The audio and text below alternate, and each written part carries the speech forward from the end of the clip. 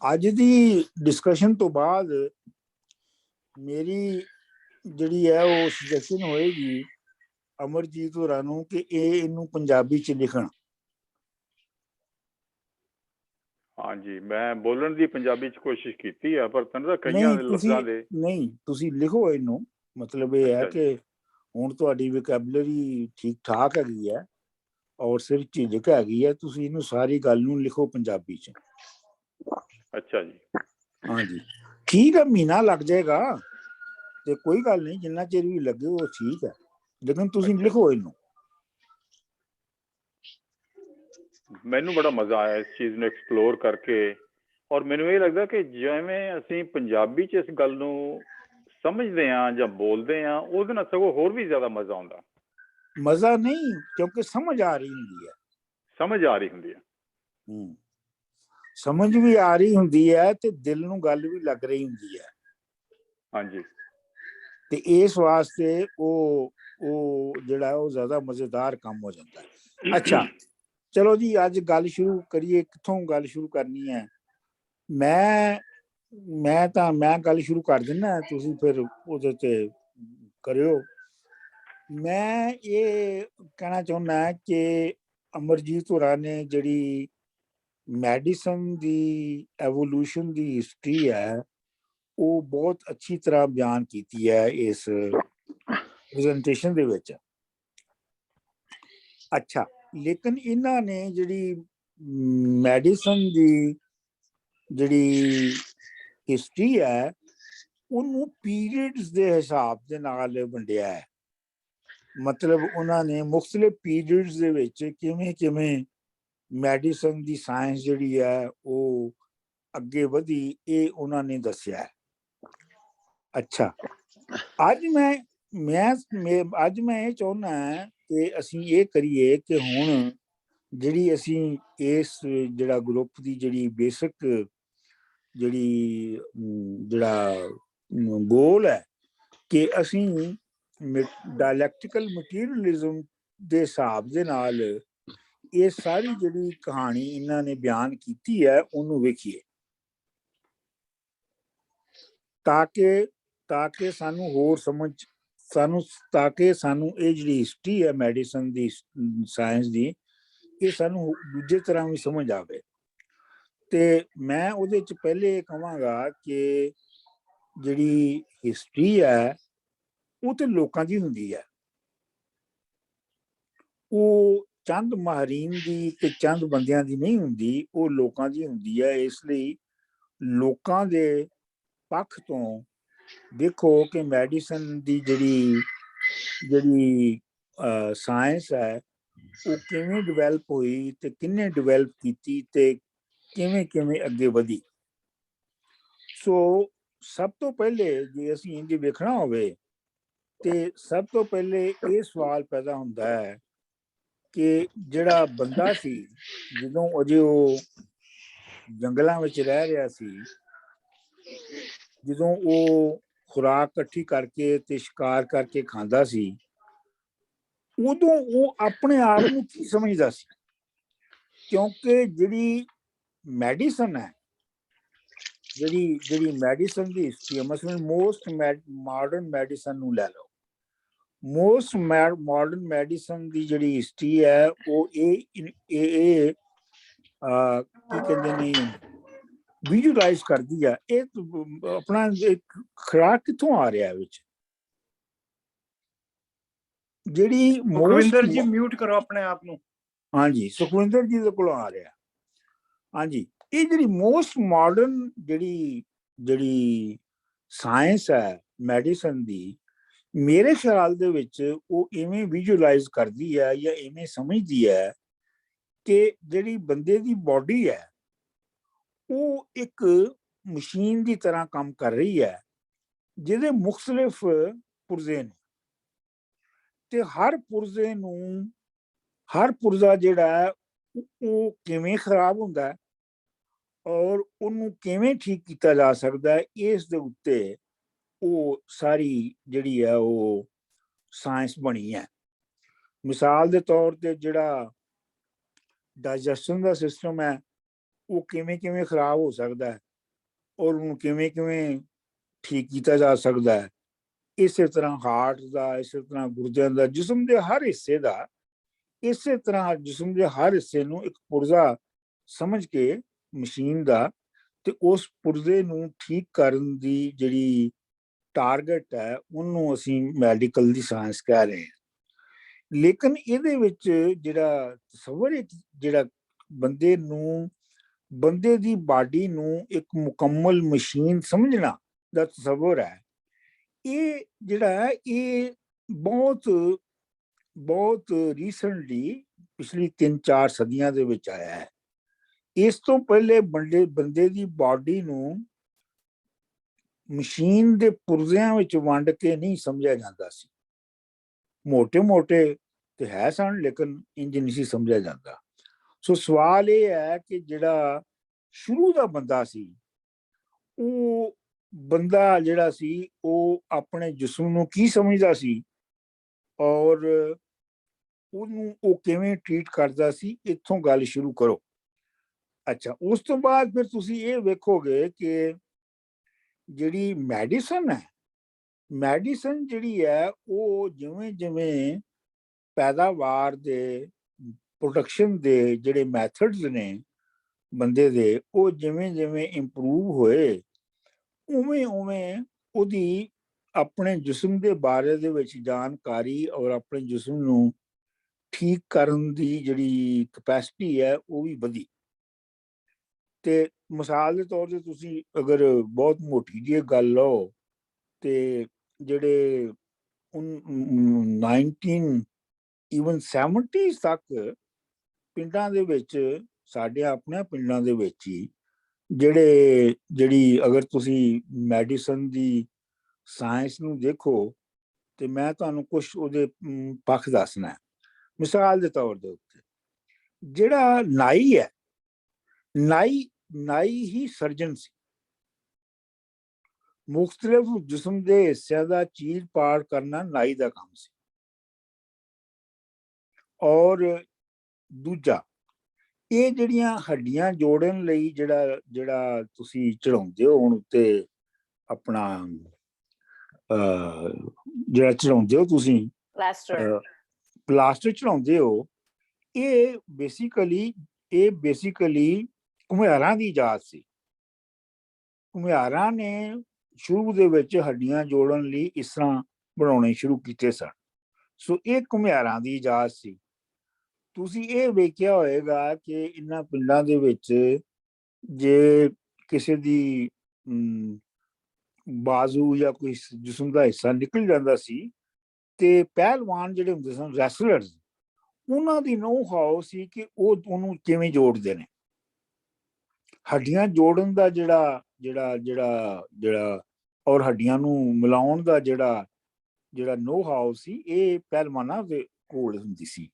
ਲਿਹਾਜ਼ਾ ਤੁਸੀਂ ਇਹ ਦੇਖਦੇ ਹੋ ਕਿ ਜਿਹੜੀ ਮੁਖਤਲਿਫ ਤਰ੍ਹਾਂ ਦੇ ਆਰਟੀਜ਼ਨ ਸਨ, ਉਹ ਹੀ ਮੈਡੀਸਨ ਦੇ ਮੁਖਤਲਿਫ ਪੱਖਾਂ ਦੇ ਉੱਤੇ ਕਰਦੇ ਸਨ ਔਰ ਉਹਨਾਂ ਦੀ ਜਿਹੜੀ ਨੋ ਹਾਉ ਸੀ, ਉਹ ਉਹਨਾਂ ਦੇ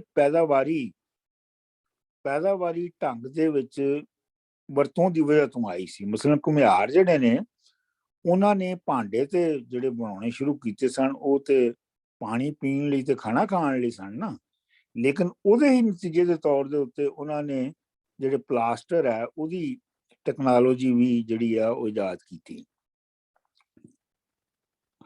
ਹੁਣ ਇਹ ਜਿਹੜਾ ਹੈ, ਇਹਨੂੰ ਹੁਣ ਤੁਸੀਂ ਇਹ ਦੇਖੋ ਕਿ ਕਿਵੇਂ ਇਨਸਾਨ ਨੇ ਸ਼ੁਰੂ ਤੋਂ ਲੈ ਕੇ ਉਹਦੀ ਜਿਹੜੀ ਜਿਸਮ ਦੀ ਔਰ ਜਿਸਮ ਨੂੰ ਠੀਕ ਕਰਨ ਦੀ ਜਿਹੜੀ ਟੈਕਨੋਲੋਜੀ ਹੈ, ਉਹਨੇ ਕਿਵੇਂ ਲੱਭਿਆ ਔਰ ਉਹਦੇ ਵਿੱਚ ਜਿਹੜਾ ਪੈਦਾਵਾਰੀ ਢੰਗ ਦੇ ਵਿੱਚ ਬਦਲੀਆਂ ਆਈਆਂ, ਜਿਹੜੀ ਹੁਣ ਅਸੀਂ ਮਸ਼ੀਨ ਸਮਝਦੇ ਹਾਂ ਜਿਸਮ ਨੂੰ, ਜਿਵੇਂ ਮੈਂ ਅਰਜ਼ ਕੀਤੀ ਹੈ, ਇਹ ਵੀ ਤੇ ਉਦੋਂ ਆਈ ਹੈ ਨਾ ਜਦੋਂ ਕਿ ਜਿਹੜਾ ਪੈਦਾਵਾਰੀ ਢੰਗ ਹੈ ਉਹ ਮਸ਼ੀਨੀ ਹੋ ਗਿਆ।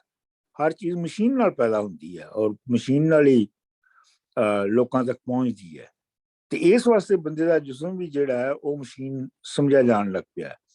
ਲੇਕਿਨ ਸਵਾਲ ਇਹ ਹੈ ਕਿ ਜਦੋਂ ਪੁਰਾਣਾ ਜ਼ਮਾਨਾ ਸੀ ਤੇ ਉਦੋਂ ਬੰਦਾ ਕੀ ਸਮਝਦਾ ਸੀ। ਚਲੋ ਜੀ ਗੱਲ ਕਰੋ, ਮੈਂ ਤੇ ਗੱਲ ਸ਼ੁਰੂ ਕਰ ਦਿੱਤੀ ਹੈ।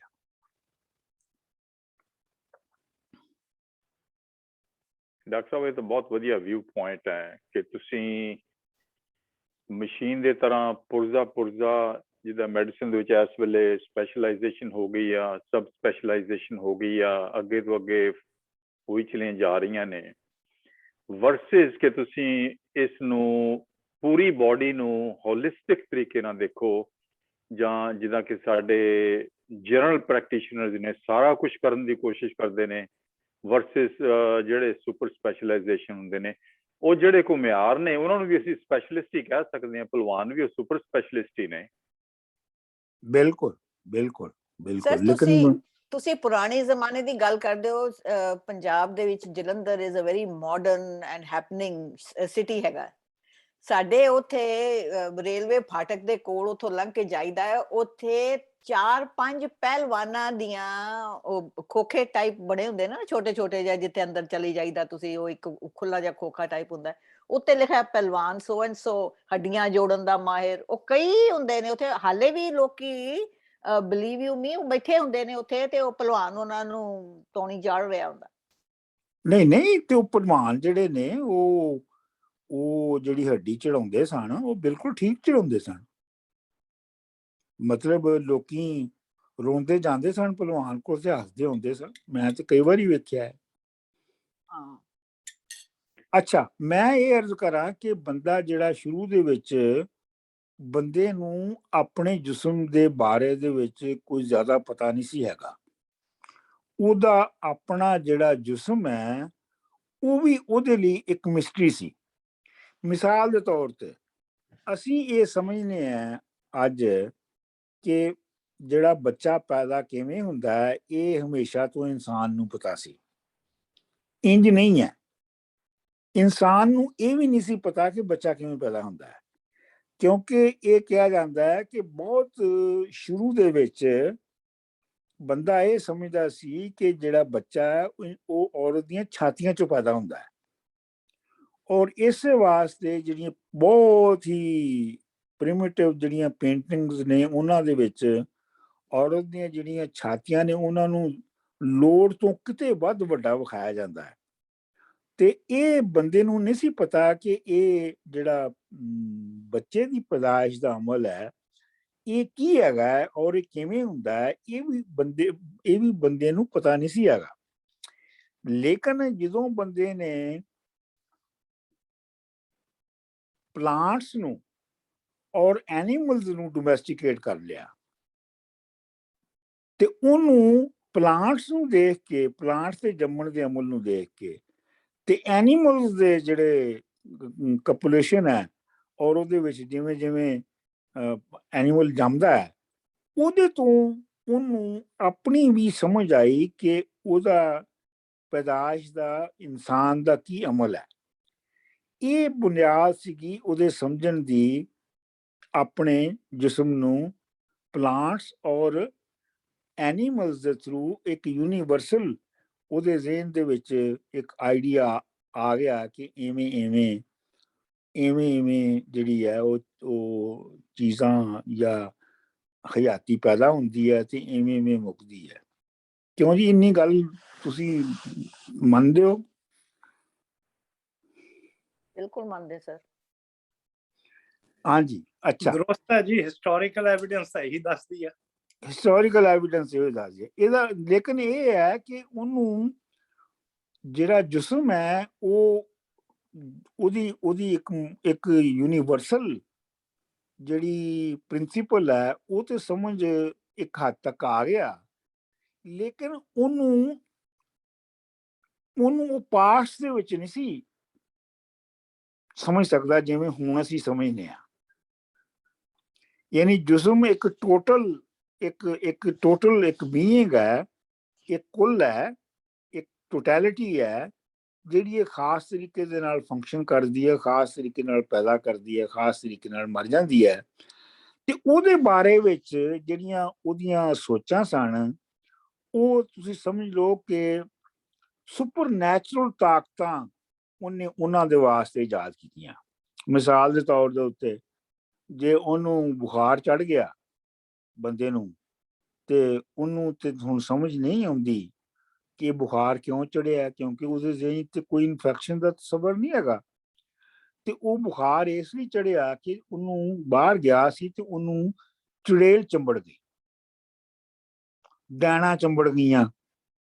ਲਿਹਾਜ਼ਾ ਉਹਨੂੰ ਆਪਣਾ ਜਿਹੜਾ ਜਿਸਮ ਹੈ ਉਹਦੀ ਵਿੱਚ ਜਿਹੜੀਆਂ ਖਰਾਬੀਆਂ ਪੈਦਾ ਹੁੰਦੀਆਂ ਨੇ ਉਹਨਾਂ ਨੂੰ ਉਹ ਸੁਪਰ ਨੈਚੁਰਲ ਤਾਕਤਾਂ ਦੀ ਕਰਨੀਆਂ ਸਮਝਦਾ ਸੀ। ਕਿਉਂ ਜੀ? ਅੱਛਾ ਵੀ ਠੀਕ ਗੱਲ ਇਹ ਵੀ ਪੱਕੀ ਹੈ ਨਾ ਕਿ ਵੀ ਉਹਨੂੰ ਇੰਨਾ ਪਤਾ, ਉਹਨੂੰ ਇਹ ਸੀਗਾ ਕਿ ਇਹ ਐਕਸਟਰਨਲ ਫੋਰਸਸ ਨੇ ਜੋ ਵੀ ਹੈ, ਮਤਲਬ ਜੋ ਇਹ ਹੈ ਕਿ ਉਹਦੇ ਇਰਦ ਗਿਰਦ there's something wrong, ਕੋਈ ਨੈਗੇਟਿਵ ਚੀਜ਼ ਹੈ ਜਿਹੜੀ ਕਿ ਉਹਨੂੰ ਅਫੈਕਟ ਕਰ ਰਹੀ। ਆਹੋ, ਮਤਲਬ ਉਹਦੇ ਇਰਦ ਗਿਰਦ ਐਸੀਆਂ ਹਸਤੀਆਂ ਰਹਿੰਦੀਆਂ ਨੇ ਜਿਹੜੀਆਂ ਕਿ ਉਹਨੂੰ, ਉਹਦੇ ਜਿਸਮ ਨੂੰ ਤੇ ਉਹਦੇ ਬੀਇੰਗ ਨੂੰ ਖਰਾਬ ਕਰਦੀਆਂ ਨੇ। ਕਿਉਂਕਿ ਦੇਖੋ ਨਾ, ਹੁਣ ਤੁਸੀਂ ਅਗਰ ਦੇਖੋ ਪਿੰਡ ਵਿੱਚ ਵੀ ਹੁਣ ਤੁਸੀਂ ਦੇਖੋ ਤੇ ਹੁਣ ਜਦੋਂ ਬੰਦੇ ਨੂੰ ਫਰਜ਼ ਕਰੋ ਸਿਰ ਪੀੜ ਬਹੁਤ ਹੋਣ ਲੱਗ ਪਈ, ਠੀਕ, ਤੇ ਪਿੰਡ ਵਿੱਚ ਵੀ ਉਹ ਜਾ ਕੇ ਤੇ ਬਲੱਡ ਪ੍ਰੈਸ਼ਰ ਚੈੱਕ ਕਰਵਾਏਗਾ, ਠੀਕ। ਲੇਕਿਨ 7-8 ਸਾਲ ਪਹਿਲੇ ਜੇ ਉਹਦੇ ਸਿਰ 'ਚ ਬਹੁਤੀ ਪੀੜ ਹੋ ਰਹੀ ਹੈ ਤਾਂ ਕੀ ਸੋਚੇਗਾ? ਇਹੋ ਹੀ ਸੋਚੇਗਾ ਨਾ ਕਿ ਕੋਈ ਸੁਪਰ ਨੈਚੁਰਲ ਤਾਕਤ ਹੈ ਜਿਨੇ ਕਿ ਆਪਣਾ ਜਿਨੇ ਕਿ ਉਹਨੂੰ ਉਹਦੇ ਤੇ ਅਸਰ ਪਾਇਆ। ਮਸਲਨ ਮੇਰੇ ਮਾਂ ਪਿਓ ਜਿਹੜੇ ਨੇ ਉਹ ਮਰਦੇ ਦਮ ਤੱਕ ਇਹ ਮੰਨਦੇ ਸਨ ਕਿ ਜਿਹੜਾ ਮੈਨੂੰ ਪੋਲੀਓ ਹੋਇਆ ਇਹ ਬਾਹਰਲੀਆਂ ਨੇ ਮੈਨੂੰ, ਮੈਂ ਮਰਬਿਓ ਖੇਤਾਂ ਤੋਂ ਆ ਰਿਹਾ ਸਾਂ ਤੇ ਮੈਨੂੰ ਬਾਹਰਲੀਆਂ ਨੇ ਆਪਣਾ ਫੜ ਲਿਆ ਉੱਥੇ ਤੇ ਮੇਰੇ ਤੇ ਬਾਹਰਲੀਆਂ ਦਾ ਅਸਰ ਹੋ ਗਿਆ ਤੇ ਉਹਦੇ ਨਾਲ ਮੈਨੂੰ ਹੋ ਗਿਆ। ਤੇ ਇਸ ਹੁਣ ਵਾਸਤੇ ਵੀ ਕਈ ਥਾਂ ਤੇ ਇੰਡੀਆ 'ਚ ਲੋਕਾਂ ਨੇ ਕਰੋਨਾ ਦੇਵੀ ਦਾ ਮੰਦਿਰ ਬਣਾਇਆ। ਅੱਛਾ ਅੱਛਾ। ਤੇ ਕਿ ਜੀ ਕਰੋਨਾ ਤੋਂ ਨਜਾਤ ਪਾਉਣ ਲਈ, ਛੁਟਕਾਰਾ ਪਾਉਣ ਲਈ ਕਰੋਨਾ ਦੇਵੀ ਦੀ ਪੂਜਾ ਕਰੋ। ਠੀਕ ਠੀਕ ਠੀਕ। ਜਿੱਕੂ ਪਹਿਲਾਂ ਮਾਤਾ ਦੀ ਪੂਜਾ ਕਰਦੇ ਸੀ ਉਹ ਸਮਾਲ ਪੌਕਸ ਲਈ, ਜਾਂ ਚੇਚਕ ਲਈ ਸ਼ੀਤਲਾ ਦੇਵੀ ਦੀ ਪੂਜਾ ਕਰਦੇ ਸੀ। ਪਰ ਸਰ ਇੱਕ ਗੱਲ ਇਹ ਆ ਕਿ ਵੀ ਇਹ ਹਮੇਸ਼ਾ ਇਹ ਫੀਮੇਲ ਫੋਰਸ ਕਿਉਂ ਸਮਝਦੇ ਸੀਗੇ ਕਿ ਵੀ ਭੂਤਨੀਆਂ ਚੰਬੜ ਜਾਂਦੀਆਂ? ਇਜ਼ ਇਟ ਬਿਕੋਜ਼ ਉਸ ਜ਼ਮਾਨੇ ਦੇ ਵਿੱਚ ਦ ਫੀਮੇਲ ਵਾਸ ਦ ਸਟਰੋਂਗ ਵਨ? ਉਹਨੂੰ ਉਹ ਮੇਨ ਉਸ ਕਰਕੇ ਉਹ ਸਮਝਦੇ ਸੀ ਕਿ ਵੀ ਹਮੇਸ਼ਾ ਹੀ ਹੁੰਦੇ ਭੂਤਨੀਆਂ ਚੰਬੜ ਗਈਆਂ, ਚੁੜੇਲਾਂ ਚੰਬੜ ਗਈਆਂ, ਚੁੜੇਲ ਬੰਦੇ, ਚੁੜੇਲ ਪਤਾ ਨਹੀਂ ਕੀ ਕਹਿੰਦੇ ਉਹਨਾਂ ਨੂੰ, ਆਈ ਡੋਨਟ ਨੋ। ਪਰ ਮਤਲਬ ਦੇਖੋ ਇੱਕ ਤੇ ਇਹ ਹੈ ਕਿ ਜਿਹੜਾ ਐਗਰੀਕਲਚਰ ਹੈ ਉਹ ਜਿਹੜਾ ਉਹ ਔਰਤਾਂ ਨੇ ਇਜਾਦ ਕੀਤਾ ਸੀ ਤੇ ਇਸ ਵਾਸਤੇ ਜਿਹੜੀ ਜਨਰੇਸ਼ਨ ਦੀ ਜਾਂ ਪੈਦਾ ਕਰਨ ਦੀ ਜਿਹੜੀ ਤਾਕਤ ਹੈ ਉਹ ਔਰਤ ਦੀ ਸਮਝੀ ਜਾਂਦੀ ਸੀ, ਠੀਕ ਹੈ। ਬੁਨਿਆਦ ਤੇ ਉਹਦੀ ਇੱਕ ਇਹ ਸੀਗੀ। ਲੇਕਿਨ ਜਦੋਂ ਐਗਰੀਕਲਚਰ ਦੇ ਵਿੱਚ ਐਨੀਮਲਸ ਯੂਜ਼ ਹੋਣਾ ਸ਼ੁਰੂ ਹੋ ਗਏ ਪਲੂਇੰਗ ਲਈ ਤੇ ਬਾਕੀਆਂ ਚੀਜ਼ਾਂ ਲਈ, ਤੇ ਜਿਹੜੀ ਐਗਰੀਕਲਚਰ ਦਾ ਕੰਮ ਸੀ ਉਹ ਔਰਤਾਂ ਦੇ ਹੱਥੋਂ ਛੁੱਟ ਕੇ ਤੇ ਮਰਦਾਂ ਦੇ ਹੱਥ ਆ ਗਿਆ। ਤੇ ਫਿਰ ਮਰਦਾਂ ਦੀ ਲੱਤ ਜਿਹੜੀ ਹੈ ਉੱਚੀ ਹੋ ਗਈ, ਮਰਦਾਂ ਦਾ ਜਿਹੜਾ ਕੰਟਰੋਲ ਹੈ, ਮਰਦਸ਼ਾਹੀ ਨਿਜ਼ਾਮ ਸ਼ੁਰੂ ਹੋ ਗਿਆ। ਜਦੋਂ ਮਰਦਸ਼ਾਹੀ ਨਿਜ਼ਾਮ ਸ਼ੁਰੂ ਹੋਇਆ ਤੇ ਉਹਦੇ ਵਿੱਚ ਸਭ ਤੋਂ ਪਹਿਲੇ ਤੇ ਔਰਤ ਨੂੰ ਗੁਲਾਮ ਬਣਾਇਆ ਗਿਆ ਨਾ, ਬਾਕੀ ਮਰਦਾਂ ਨੂੰ ਤੇ ਗੁਲਾਮ ਬਹੁਤ ਬਾਅਦ ਚ ਬਣਾਇਆ ਗਿਆ। ਸਭ ਤੋਂ ਪਹਿਲੇ ਤੇ ਔਰਤ ਨੂੰ ਗੁਲਾਮ ਬਣਾਇਆ ਗਿਆ ਨਾ। ਤੇ ਉਹਦੇ ਵਿੱਚ ਜਿਹੜੀ ਵੀ ਖਰਾਬ ਗੱਲ ਬੰਦੇ ਦੇ ਨਾਲ ਜਾਂ ਬੰਦੇ ਦੀ ਹੋਣ ਦੇ ਨਾਲ ਜਾਂ ਉਹਦੀ ਸੁਸਾਇਟੀ ਦੇ ਵਿੱਚ ਹੋ ਰਹੀ ਹੈ, ਉਹਦਾ ਕਾਰਨ ਜਿਹੜਾ ਹੈ ਉਹ ਔਰਤ ਨੂੰ ਦੱਸਣਾ ਜਿਹੜਾ ਹੈ ਉਹ ਇੱਕ ਉਹਦੇ ਡਬਲ ਉਹਦੇ ਮੀਨਿੰਗ ਹੋ ਗਏ ਨਾ, ਕਿ ਇੱਕ ਤੇ ਤੁਸੀਂ ਔਰਤ ਨੂੰ ਵੀ ਥੱਲੇ ਰੱਖਣਾ ਔਰ ਦੂਸਰਾ ਤੁਸੀਂ ਇੱਕ ਐਕਸਪਲੇਨ ਵੀ ਕਰਨਾ ਹੈ ਕਿ ਇਹ ਕਿਉਂ ਹੋ ਰਿਹਾ। ਇਹ ਮੇਰਾ ਖਿਆਲ ਹੈ ਕਿ ਮੈਨੂੰ ਲੱਗਦਾ ਹੈ ਕਿ ਇਹ ਵਜ੍ਹਾ ਜ਼ਿਆਦਾ ਸੀ ਕਿ ਕਿਉਂ ਫੀਮੇਲ ਜਿਹੜੇ ਨੇ ਈਵਲ ਤਾਕਤਾਂ ਜਿਹੜੀਆਂ ਉਹ ਫੀਮੇਲ ਕਿਉਂ ਹੁੰਦੀਆਂ ਨੇ। ਉਹਦੇ ਵਿੱਚ ਇੱਕ ਹੋਰ ਫੈਕਟਰ ਵੀ ਹੈ ਡਾਕਟਰ ਸਾਹਿਬ, ਕਿ ਉਹ ਜਿਹੜੀ ਅਰਲੀਅਰ ਮੈਮੋਰੀ ਸੀ, ਜਿਹੜੀ ਔਰਤਾਂ ਦੇ ਜ਼ਮਾਨੇ, ਔਰਤਾਂ ਦੇ ਸਰਦਾਰੀ ਦੇ ਟਾਈਮ 'ਚ ਉਹ ਵੀ ਲੋਕਾਂ 'ਚ ਹਲੇ ਕਾਇਮ ਸੀਗੀ ਕਿ ਔਰਤਾਂ ਬੜੀਆਂ ਤਾਕਤਵਰ ਹੁੰਦੀਆਂ। ਜੀ ਜੀ ਜੀ। ਕਿਉਂਕਿ ਦੇਖੋ ਉਹ ਜਿਹੜੀ ਮੈਮੋਰੀ ਸੀ ਨਾ ਉਹ ਵੈਸੇ ਹਾਲ ਤਾਂ ਹੀ ਚੱਲ ਰਹੀ ਆ ਬਹੁਤ ਇਲਾਕਿਆਂ 'ਚ। ਠੀਕ। ਠੀਕ, ਕਿਉਂਕਿ ਉਹਦੀ ਦੇਖੋ ਨਾ ਵਜ੍ਹਾ ਇਹ ਹੈ ਕਿ ਜਿਹੜੀ ਪੈਦਾ ਕਰਨ ਦਾ ਜਿਹੜੀ ਬੁਨਿਆਦੀ ਤੌਰ ਦੇ ਉੱਤੇ ਤੇ ਜਿਹੜਾ ਇਨਸਾਨ ਸਰਵਾਈਵ ਕਰਦਾ ਹੈ, ਜਿਹੜਾ ਇਨਸਾਨ ਦੀ ਜਿਹੜੀ ਜਿਨਸ ਹੈ ਉਹ ਸਰਵਾਈਵ ਕਰਦੀ ਹੈ, ਉਹ ਤਾਂ ਪ੍ਰੋਕ੍ਰੀਏਸ਼ਨ ਨਾਲ ਹੁੰਦੀ ਹੈ ਨਾ, ਪ੍ਰੋਕ੍ਰੀਏਸ਼ਨ ਨਾਲ ਕਰਦੀ ਹੈ ਨਾ। ਤੇ ਹੁਣ ਜਿਹੜੀ ਪ੍ਰੋਕ੍ਰੀਏਸ਼ਨ ਹੈ ਉਹਦੇ ਵਿੱਚ ਮਰਦ ਜਿਹੜਾ ਹੈ ਉਹਦਾ ਹਿੱਸਾ ਤੇ ਹੈ, ਲੇਕਿਨ ਮਰਦ ਦਾ ਜਿਹੜਾ ਪਾਰਟ ਹੈ ਉਹ ਉਹਨਾਂ ਪਿਵਟਲ ਨਹੀਂ ਹੈ ਜਿੰਨਾ ਕਿ ਔਰਤ ਦਾ ਪਾਰਟ ਹੈ। ਸੋ ਔਰਤ ਜਿਹੜੀ ਹੈ ਉਹ ਜਨਨੀ ਹੈ, ਉਹ ਪਾਵਰ ਹਾਊਸ ਹੈ, ਤੇ ਇਸ ਲਈ ਵੀ ਉਹਨੂੰ ਹੀ ਇਲਜ਼ਾਮ ਦਿੱਤਾ ਗਿਆ। ਔਰ ਫਿਰ ਵੈਸੇ ਵੀ ਸ਼ੁਰੂ ਦੇ ਵਿੱਚ ਜਦੋਂ ਜਿਹੜੀ ਸਾਰੀ ਇਬਾਦਤਾਂ ਤੇ ਸਾਰੇ ਜਾਦੂ ਟੂਣੇ ਸਭ ਕੁਝ ਬਣੇ ਉਹ ਔਰਤਾਂ ਨੇ ਬਣਾਏ ਸਨ। ਤੇ ਮੇਰਾ ਖਿਆਲ ਇਹ ਵੀ ਵਜ੍ਹਾ ਸੀ ਕਿ ਔਰਤ ਨੂੰ ਈਵਲ ਦੀ ਮੁੱਢ ਜਿਹੜਾ ਮਰਦਾਂ ਨੇ ਬਣਾ ਦਿੱਤਾ, ਔਰ ਉਹ ਹੁਣ ਤੱਕ ਜਿਹੜਾ ਉਹ ਚੱਲ ਰਿਹਾ ਹੈ। ਅੱਛਾ, ਮੈਂ ਇੱਕ ਹੋਰ ਗੱਲ ਵੀ ਇੱਥੇ ਕਰਨਾ ਚਾਹੁੰਦਾ ਕਿ ਇੱਕ ਤੇ ਇਹ ਸੁਪਰ ਨੈਚੁਰਲ ਤਾਕਤਾਂ ਦੇ ਉੱਤੇ ਡਿਪੈਂਡੈਂਸ ਜਿਹੜੀ ਸੀਗੀ ਲੋਕਾਂ ਦੀ, ਉਹ ਉਹਨਾਂ ਦੀ ਜੋ ਗੱਲ ਉਹ ਨਹੀਂ ਸੀ ਸਮਝਦੇ, ਉਹ ਕਿਸੇ ਨਾ ਕਿਸੇ ਸੁਪਰ ਨੈਚੁਰਲ ਤਾਕਤ ਦੇ ਨਾਮੇ ਲਾ ਦਿੰਦੇ ਸਨ। ਲੇਕਿਨ ਨਾਲ ਨਾਲ ਇਹ ਵੀ ਹੈ ਕਿ ਜਿਹੜਾ ਬੰਦੇ ਦਾ ਜਿਸਮ ਹੈ ਪੈਦਾਵਾਰ ਕਰਨ ਦੇ ਵਿੱਚ ਉਹਦੀ ਬੁਨਿਆਦੀ ਲੋੜ ਹੈ, ਔਰ ਉਹਨੂੰ ਚਾਲੂ ਰੱਖਣਾ ਜਿਹੜਾ ਹੈ ਉਹ ਵੀ ਲਾਜ਼ਮੀ ਸੀ। ਬਲਕਿ ਤੁਸੀਂ ਇਹ ਸਮਝੋ ਕਿ ਜਿਹੜਾ ਐਗਰੀਕਲਚਰਲ ਪੂਰਾ ਪੀਰੀਅਡ ਹੈ ਉਹਦੇ ਵਿੱਚ ਜਿਹੜਾ ਬੰਦੇ ਦਾ ਜਿਸਮਾਨੀ ਤੌਰ ਤੇ ਠੀਕ ਹੋਣਾ, ਮੁਕੰਮਲ ਹੋਣਾ, ਉਹ ਬਹੁਤ ਅਸੈਂਸ਼ੀਅਲ ਹੈ। ਨਾਲੇ ਸਰਵਾਈਵਲ ਲਈ ਬੰਦਿਆਂ ਦੀ ਨਫਰੀ ਦੀ ਬਹੁਤ ਲੋੜ ਸੀਗੀ, ਨਫਰੀ ਦੀ ਵੀ ਲੋੜ ਸੀ ਤੇ ਬੰਦਾ ਜਿਹੜਾ ਹੈ ਉਹਦੇ ਅੰਗ ਪੈਰ ਜਿਹੜੇ ਨੇ ਉਹ ਠੀਕ ਹੋਣੇ ਚਾਹੀਦੇ ਨੇ, ਠੀਕ ਹੋਣੇ ਚਾਹੀਦੇ ਸੀ, ਬਿਲਕੁਲ। ਕਿਉਂਕਿ ਜੇ ਉਹਦੇ ਅੰਗ ਪੈਰ ਠੀਕ ਨਹੀਂ ਹੈਗੇ ਤੇ ਫਿਰ ਉਹ ਲਾਇਬਿਲਿਟੀ ਹੈ।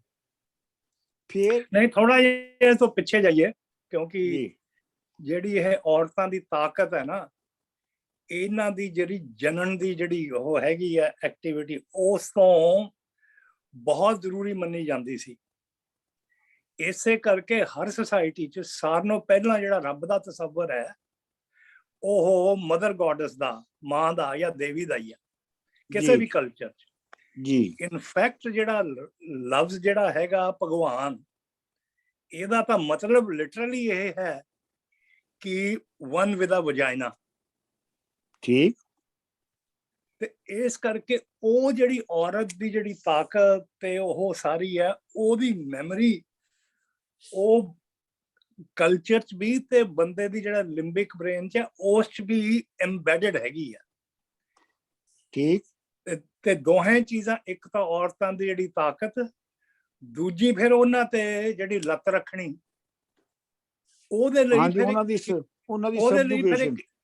ਲਈ ਫਿਰ ਇੱਕ ਆਈਡੀਓਲੋਜੀ ਵੀ ਇਜਾਦ ਕਰਨ ਦੀ ਲੋੜ ਸੀ ਜਦੋਂ ਉਹਨਾਂ ਨੂੰ ਗੁਲਾਮ ਬਣਾ ਲਿਆ। ਠੀਕ ਠੀਕ ਠੀਕ, ਬਿਲਕੁਲ। ਇਸੇ ਕਰਕੇ ਬੀਬਾ ਜਿਹੜੀ ਤੁਸੀਂ ਕਹਿੰਦੇ ਕਿ ਸਾਰੀਆਂ ਇਹ ਔਰਤਾਂ ਹੀ ਕਾਹਦੇ ਆ, ਇਹ ਉਹਦਾ ਇੱਕ ਐਸੈਂਸ਼ੀਅਲ ਪਾਰਟ ਸੀ। ਇੱਕ ਪਾਸੇ ਉਹਨਾਂ ਦੀ ਜਿਹੜੀ ਤਾਕਤ, ਉਹਨਾਂ ਦੀ ਸ਼ਕਤੀ ਤੋਂ ਡਰਨਾ, ਤੇ ਦੂਜੇ ਪਾਸੇ ਉਹਨਾਂ ਨੂੰ ਡਿਮੋਨਾਈਜ਼ ਵੀ ਕਰਨਾ, ਇਹ ਬਹੁਤ ਜ਼ਰੂਰੀ ਸੀਗਾ ਟੂ ਕੰਟਰੋਲ ਦੀ ਗੁਲਾਮੀ, ਕੰਟਰੋਲ। ਹਾਂ, ਉਹਨਾਂ ਨੂੰ ਡਿਮੋਨਾਈਜ਼ ਕਰਨਾ ਸੋ ਦੇ ਆਰ ਅੰਡਰ ਕੰਟਰੋਲ। ਦੇਖੋ ਨਾ, ਜਿਹਨੂੰ ਵੀ ਤੁਸੀਂ ਸਬਜੂਗੇਟ ਕਰਨਾ ਹੁੰਦਾ ਨਾ ਇਨਸਾਨਾਂ ਨੂੰ, ਉਹਨਾਂ ਨੂੰ ਤੁਸੀਂ ਡੈਮੋਨਾਈਜ਼ ਤਾਂ ਕਰਦੇ ਹੀ ਹੋ ਨਾ। ਜਿਵੇਂ ਆਰੀਆਵਾਂ ਨੇ ਆ ਕੇ ਤੇ ਜਿਹੜੇ ਹੜੱਪੇ ਦੇ ਲੋਕ ਸਨ ਉਹਨਾਂ ਨੂੰ ਡੈਮੋਨਾਈਜ਼ ਕੀਤਾ। ਜੀ ਜੀ। ਤੇ ਕਿਉਂਕਿ ਉਹਨਾਂ ਨੂੰ ਸਬਜੂਗੇਟ ਕਰਨਾ ਸੀ, ਤੇ ਇਸ ਵਾਸਤੇ ਉਹਨਾਂ ਨੂੰ ਮਤਲਬ ਇਨਸਾਨ ਤੋਂ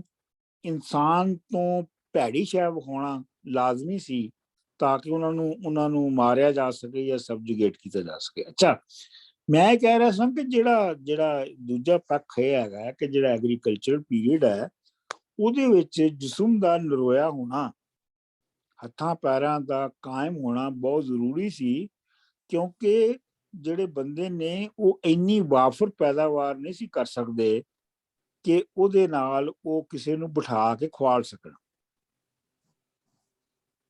ਇਸੇ ਲਈ ਤੁਸੀਂ ਦੇਖੋ ਕਿ ਜਿਹੜੀ ਫਿਊਡਲ ਸੁਸਾਇਟੀ, ਜਿਹੜੀ ਐਗਰੀਕਲਚਰ ਸੁਸਾਇਟੀ ਜਾਂ ਫਿਊਡਲ ਸੁਸਾਇਟੀ ਹੈ, ਉਹਦੇ ਵਿੱਚ ਜਿਹੜਾ ਡਿਸੇਬਲ ਬੰਦਾ ਹੈ, ਕਿਸੇ ਵੀ ਪੱਖ ਤੋਂ ਡਿਸੇਬਲ ਹੈ, ਅੱਖਾਂ ਤੋਂ ਡਿਸੇਬਲ ਹੈ, ਲੱਤ ਤੋਂ ਡਿਸੇਬਲ ਹੈ, ਕਿਸੇ ਵੀ ਗੱਲ ਤੋਂ ਡਿਸੇਬਲ ਹੈ, ਤੇ ਉਹਨੂੰ ਵੀ ਈਵਲ ਦੇ ਤੌਰ ਤੇ ਪੇਸ਼ ਕੀਤਾ ਜਾਂਦਾ ਹੈ, ਜਾਂ ਉਹਦੇ ਜੋਕ ਬਣਾਏ ਗਏ, ਉਹਦੇ ਜੋਕ ਬਣਾਏ ਗਏ, ਉਹਨੂੰ ਮਤਲਬ ਉਹਨੂੰ ਈਵਲ ਬੇਸਿਕਲੀ ਮੰਨਿਆ ਗਿਆ। ਹਾਂ ਬਿਲਕੁਲ। ਉਹ ਉਹਦੇ ਕੋਲ ਹੀਲਸ ਡਰਦੇ ਦੇਖੋ ਸੀ, ਨਾ, ਉਹਦੇ ਕੋਲ ਡਰਦੇ ਸੀ ਲੋਕ ਕਿ there is something in him, ਇਹ ਕਿਉਂ ਇਸ ਤਰ੍ਹਾਂ ਹੈਗਾ, ਉਹਦੇ ਕੋਲ ਡਰਦੇ ਵੀ ਸੀਗੇ ਲੋਕੀ। ਆ ਜਿਵੇਂ ਦੇਖੋ ਨਾ ਵਾਰਿਸ ਸ਼ਾਹ ਚ ਵੀ ਜਿਹੜਾ ਕੈਦੋਂ ਕੈਦੋ ਲੰਗਾ ਹੈ ਨਾ, ਤੇ ਮਤਲਬ ਉਹਦੇ ਲੰਗੇ ਹੋਣ ਦੀ ਵਜ੍ਹਾ ਤੋਂ ਉਹਨੂੰ ਈਵਲ ਬਣਾਇਆ ਗਿਆ ਨਾ, ਇਬਲੀਸ ਬਣਾਇਆ ਗਿਆ, ਅਬਲੀਸ ਬਣਾਇਆ ਗਿਆ ਨਾ ਉਹਨੂੰ। ਤੇ ਇਹ ਮੈਂ ਕਹਿ ਰਿਹਾ ਕਿ ਇਸ ਲਈ ਜਿਹੜਾ ਜਿਸਮ ਨੂੰ ਨਰੋਇਆ ਰੱਖਣਾ ਹੈ, ਉਹਦੀ ਵੀ ਬਹੁਤ ਇੰਪੋਰਟੈਂਸ ਸੀ। ਤੇ ਉਹ ਜਿਹੜੀ ਨੋ ਹਾਓ ਹੈ ਕਿ ਜਿਸਮ ਨੂੰ ਨਰੋਇਆ ਕਿਵੇਂ ਰੱਖਿਆ ਜਾਣਾ ਹੈ, ਇਹ ਮੈਨੂੰ ਲੱਗਦਾ ਹੈ ਕਿ ਜਦੋਂ ਕੰਮ ਜਿਹੜੇ ਨੇ ਉਹਨਾਂ ਦੀ ਡਿਵੀਜ਼ਨ ਹੋਣੀ ਸ਼ੁਰੂ ਹੋ ਗਈ ਤੇ ਆਰਟੀਜ਼ਨਸ ਦੀ ਕਲਾਸ ਪੈਦਾ ਹੋਣੀ ਸ਼ੁਰੂ ਹੋਈ, ਤੇ ਫਿਰ ਆਰਟੀਜ਼ਨਸ ਦੇ ਵਿੱਚ ਇਹ ਐਡੀਸ਼ਨਲ ਨੋ ਹਾਓ ਜਿਹੜੀ ਹੈ ਉਹ ਆਈ ਕਿ ਨਾਈ ਜਿਹੜਾ ਹੈ ਉਹਨੇ ਸਰਜਰੀ ਦਾ ਵੀ ਕੰਮ ਸ਼ੁਰੂ, ਉਹਨੇ ਸਰਜਰੀ ਵੀ ਨਾਲ ਕਰਨੀ ਹੈ, ਤੇ ਘੁਮਿਆਰ ਨੇ ਵੀ ਕੁਝ ਕਰਨਾ ਹੈ, ਤੇ ਪਹਿਲਵਾਨਾਂ ਨੇ ਵੀ ਕਰਨਾ ਹੈ। ਤੇ ਇਹਦੇ ਉੱਤੇ ਅਗਰ ਸਰਚ ਕੀਤੀ ਜਾਵੇ ਤੇ ਤੁਹਾਨੂੰ ਪਤਾ ਲੱਗੇਗਾ ਕਿ ਬਹੁਤ ਸਾਰੇ ਕੰਮ ਜਿਹੜੇ ਨੇ, ਜਿਹੜੀ ਮੈਡੀਸਨ ਦੇ ਔਰ ਸਰਜਰੀ ਦੇ, ਉਹ ਬੇਸਿਕਲੀ ਆਰਟੀਜ਼ਨ ਜਿਹੜੇ ਨੇ ਉਹ ਕਰਦੇ ਸਨ। ਬਿਲਕੁਲ ਠੀਕ ਹੈ ਨਾ ਵੀ ਹੈ ਨਾ ਜੀ, ਜਿਹੜੇ ਸੀਗੇ ਨਾ ਇਹ ਆਪਣੇ ਜਿਹੜੇ ਜਿੱਦਾਂ ਫੋਰ ਐਗਜ਼ਾਮਪਲ ਜਿਹੜੇ ਰਿਸ਼ੀ ਮੁਨੀ ਟਾਈਪ ਲੋਕ ਸੀਗੇ, ਉਹ ਆਪ ਹੱਥੀਂ ਤੇ ਕੰਮ ਕਰਦੇ ਨਹੀਂ ਸੀ ਜੀ। ਜਿੱਦਾਂ ਆਈ ਥਿੰਕ ਆਮ ਰਾਈਟ, ਉਹ ਹੱਥੀਂ ਉਹਨਾਂ ਨੇ ਇਸ ਕਾਈਂਡ ਆਫ ਇਹ ਮਾੜੇ ਕੰਮ ਲਈ ਆ, ਜਿੱਦਾਂ ਨਾਈ ਦੀ ਗੱਲ ਕਰਦੇ ਹੋ ਜਾਂ ਕਿ ਤੂੰ ਇਹ ਕਰ, ਆਈ ਮੀਨ ਅੰਡਰ देयर, ਉਹ ਤੇ ਦੇ ਵਰ ਟੂ ਹਾਈ ਅਪ, ਦੇ ਵਰ ਟੂ ਮਤਲਬ ਕਿ ਉਹ ਆਪ ਹੱਥ ਨਹੀਂ ਸੀ ਆਪਣਾ ਮਤਲਬ ਕਿ ਕਰਦੇ, ਉਹਨਾਂ ਨੇ ਬੰਦੇ ਰੱਖੇ ਸੀ ਕਿ ਤੂੰ ਆ ਕਰ, ਤੂੰ ਆ ਕਰ, ਤੂੰ ਆ ਕਰ। ਨਹੀਂ, ਉਹ ਵੀ ਰੱਖੇ ਹੋਣਗੇ, ਲੇਕਿਨ ਅਸੀਂ ਅਗਰ ਇਹਨੂੰ ਇੰਝ ਸਮਝੀਏ ਕਿ ਉਹਨਾਂ ਨੇ ਨਹੀਂ ਕਿਹਾ, ਬਲਕਿ ਅਗਰ ਜਿਹੜਾ ਨਾਈ ਹੈ ਜਾਂ ਘੁਮਿਆਰ ਹੈ, ਨਾਈ ਨੇ ਇਹ ਸੋਚਿਆ ਕਿ ਮੈਂ ਇਹਦੀ ਜਿਹੜਾ ਜਬੜਾ ਟੁੱਟ ਗਿਆ ਹੈ, ਇਹਨੂੰ ਮੈਂ ਸਰਜਰੀ ਕਰਕੇ ਜੋੜ ਸਕਦਾ ਹੈ, ਤੇ ਉਹਨੇ ਕਿਹਾ ਮੈਂ ਸਰਜਰੀ ਕਰਾਂਗਾ, ਜਾਂ ਜੰਗ ਲੱਗੀ ਹੈ ਤੇ ਜੰਗ ਦੇ ਵਿੱਚ ਬੰਦੇ ਨੇ ਮਰ ਤੇ ਵੈਸੇ ਹੀ ਜਾਣਾ ਹੈ, ਤੇ ਉਹਦੇ ਉੱਤੇ ਤਜਰਬਾ ਕਰ ਲਓ।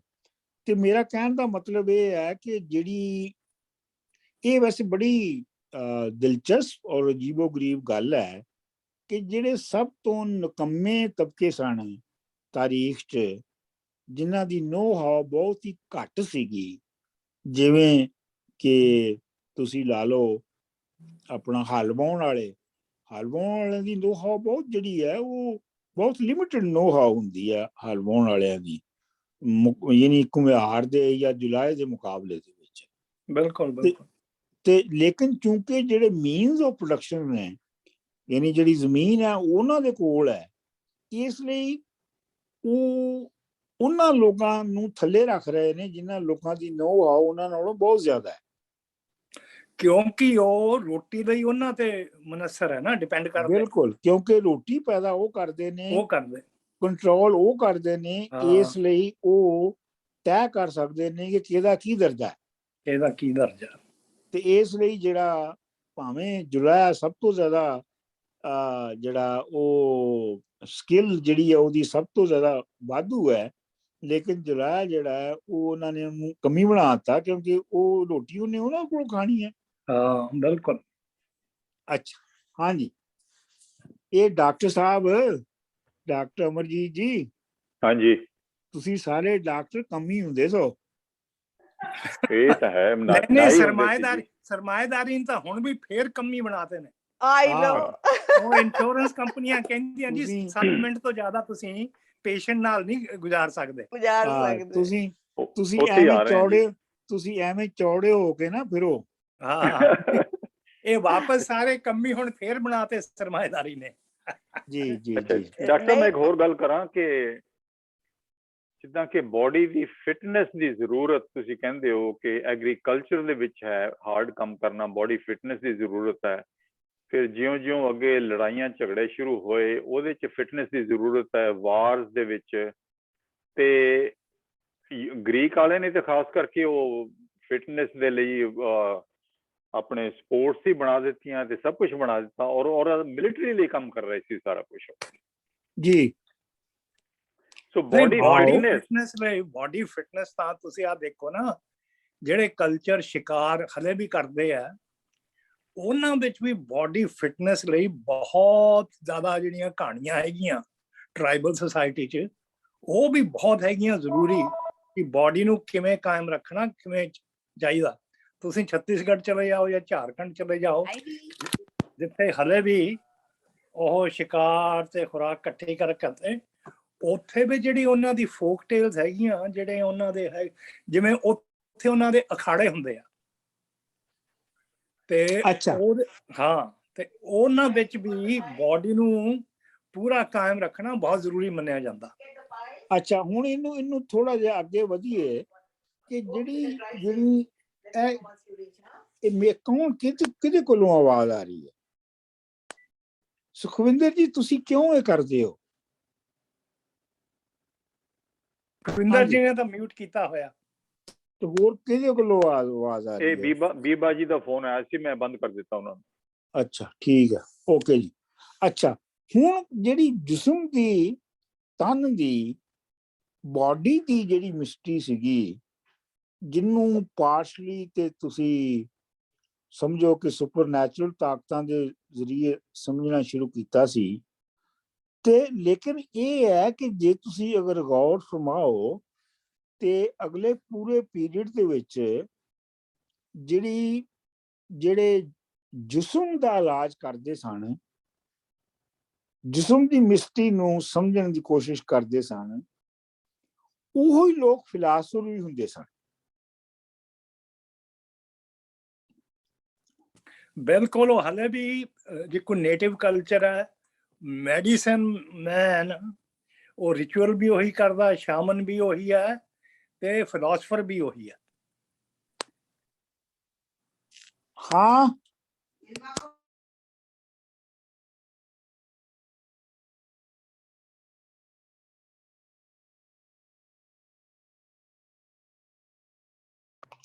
ਜੀ। ਨਹੀਂ, ਤੁਸੀਂ ਇਹ ਦੇਖੋ ਕਿ ਜਿਹੜੇ ਤੁਸੀਂ ਆਪਣਾ ਅਮਰਜੀਤ ਜੀ, ਤੁਸੀਂ ਕਾਫੀ ਜ਼ਿਕਰ ਕੀਤਾ ਮੁਸਲਮਾਨਾਂ ਦਾ ਜਿਹੜਾ ਮੈਡੀਸਨ ਦੇ ਵਿੱਚ ਤਰੱਕੀ ਕੀਤੀ। ਹਾਂਜੀ, ਤੁਸੀਂ ਕੀਤਾ ਨਾ ਜ਼ਿਕਰ ਆਪਣੇ ਇਸ ਟਾਕ ਦੇ ਵਿੱਚ। ਅੱਛਾ, ਤੁਸੀਂ ਇਹ ਦੇਖੋ ਕਿ ਮੈਂ ਤੁਹਾਨੂੰ ਦੋ ਗੱਲਾਂ ਪੁਆਇੰਟ ਆਊਟ ਕਰਨਾ ਚਾਹੁੰਦਾ। ਇੱਕ ਗੱਲ ਤੇ ਇਹ ਹੈਗੀ ਹੈ ਕਿ ਇਹ ਜਿਹੜੇ ਜਿਨ੍ਹਾਂ ਨੂੰ ਤੁਸੀਂ ਮੁਸਲਮਾਨ ਕਹਿੰਦੇ ਹੋ ਨਾ, ਮੁਸਲਮਾਨਾਂ ਦਾ ਦੌਰ, ਇਹ ਮੁਸਲਮਾਨ ਜਿਹੜੇ ਨੇ, ਇਹ ਬੇਸਿਕਲੀ ਜਾਂ ਤੇ ਇਰਾਨੀ ਸਨ ਤੇ ਜਾਂ ਸਪੈਨਿਸ਼ ਸਨ। ਯਾਨੀ ਸਪੇਨ 'ਚ ਜਿਹੜੇ ਮੁਸਲਮਾਨ ਗਏ ਸਨ। ਜਿਹੜੇ ਬਾਕੀ ਦੁਨੀਆ ਦੇ ਮੁਸਲਮਾਨ ਨੇ, ਉਹਨਾਂ ਦੀ ਕੋਈ ਕਾਰਡ, ਕੋਈ ਉਹਨਾਂ ਨੇ ਦਵਾਈ ਮੈਡੀਸਨ ਦੇ ਵਿੱਚ ਜਾਂ ਫਲਸਫੇ ਦੇ ਵਿੱਚ ਕੋਈ ਕੰਟਰੀਬਿਊਟ ਨਹੀਂ ਕੀਤਾ ਹੈ।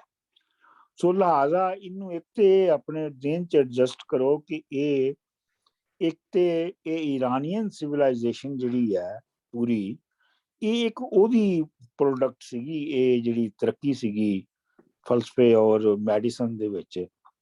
ਤੇ ਜਾਂ ਫਿਰ ਜਿਹੜੇ ਲੋਕ ਸਪੇਨ ਚਲੇ ਗਏ ਤੇ ਉਹਨਾਂ ਨੇ ਉੱਥੋਂ ਦੀ ਮਾਡਰਨ ਸਿਸਟਮ ਦੇਖੇ ਤੇ ਉਹਦੇ ਮੁਤਾਬਕ ਉਹਨਾਂ ਨੇ ਇਹ ਸਾਰੇ ਫਿਲਾਸਫਰ ਜਿਹੜੇ ਨੇ, ਇਹ ਜਿਨ੍ਹਾਂ ਨੂੰ ਮੂਰਸ ਵੀ ਕਹਿ ਦਿੰਦੇ ਆਪਣੇ, ਮੂਰਸ ਵੀ ਕਾਮਨ ਪਾਰਲੈਂਸ। ਬਿਲਕੁਲ ਬਿਲਕੁਲ ਬਿਲਕੁਲ। ਬਾਕੀ ਇਹ ਜਿਹੜਾ ਬਾਕੀ ਸਾਰਾ ਅਰਬ ਇਲਾਕਾ ਹੈ, ਇਹਦੇ ਵਿੱਚੋਂ ਕੋਈ ਖਾਸ ਇਹਦੀ ਕੋਈ ਖਾਸ ਕੰਟਰੀਬਿਊਸ਼ਨ ਨਹੀਂ ਹੈ। ਇੱਕ ਗੱਲ। ਦੂਜੀ ਗੱਲ ਇਹ ਹੈ ਕਿ ਇਹ ਵੀ ਗੱਲ ਦਿਲਚਸਪ ਹੈਗੀ ਹੈ ਕਿ ਇਹ ਜਿੰਨੇ ਵੀ ਮੁਸਲਮਾਨ ਫਿਲਾਸਫਰ ਸਨ, ਯਾਨੀ ਅਲਕੰਦੀ ਪਹਿਲਾ ਫਿਲਾਸਫਰ ਸੀ ਜਿਹੜਾ ਮੁਸਲਮਾਨ ਸੀ, ਤੇ ਅਲਕੰਦੀ ਤੋਂ ਲੈ ਕੇ ਤੇ ਤੁਸੀਂ ਦੇਖੋ ਕਿ ਇਬਨ ਖਲਦੂਨ ਤੱਕ ਇਹ 99% ਜਿਹੜੇ ਨੇ ਉਹ ਬੇਸਿਕਲੀ ਮੈਡੀਸਨ ਦੇ ਵੀ ਮਾਹਰ ਸਨ। ਰੋਜ਼ੀ ਇਹ ਸਾਰੇ ਜਿਹੜੇ ਨੇ ਇਹ ਮੈਡੀਸਨ ਤੋਂ ਕਮਾਉਂਦੇ ਸਨ